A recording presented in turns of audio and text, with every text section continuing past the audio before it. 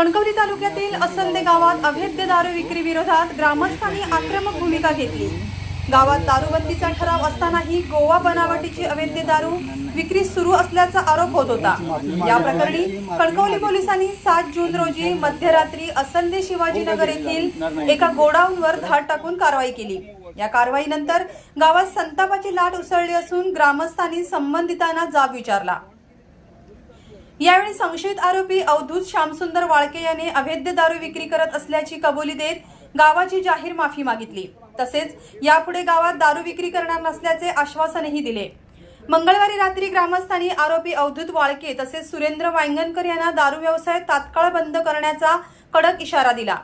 गावातील शांतता, सामाजिक वातावरण आणि युवकांचे भविष्य धोक्यात घालणाऱ्या अशा या बेकायदेशीर व्यवसायाला कोणतीही सहनशीलता दाखवली जाणार नसल्याचा स्पष्ट संदेश ग्रामस्थांनी दिला।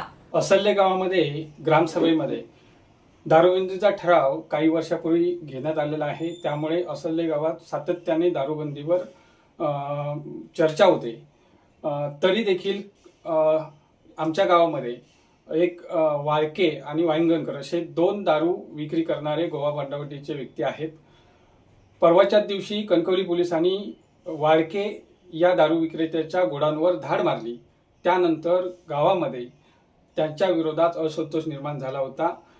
त्यानुसार काल सायंकाळी संबंधित दारू विक्रेत्यांना समज देण्यासाठी गावातील ग्रामस्थ गोळा झाले आणि या ग्रामस्थांनी संबंधित व्यक्तींना कडक शब्दात समज दिलेली आहे। गावात दारूबंदी असताना कोणत्याही प्रकारे आमच्या गावामध्ये दारू विक्री झाली नाही पाहिजे। जर झाली तर पोलिसांनी त्यावर कठोर कारवाई करावी अशी भूमिका गावाची आहे।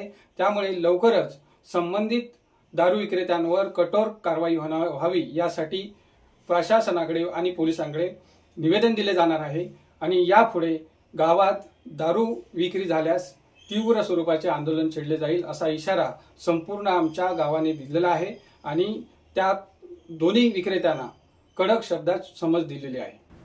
यावेळी सरपंच, उपसरपंच, विविध संस्थांचे पदाधिकारी आणि मोठ्या संख्येने ग्रामस्थ उपस्थित होते।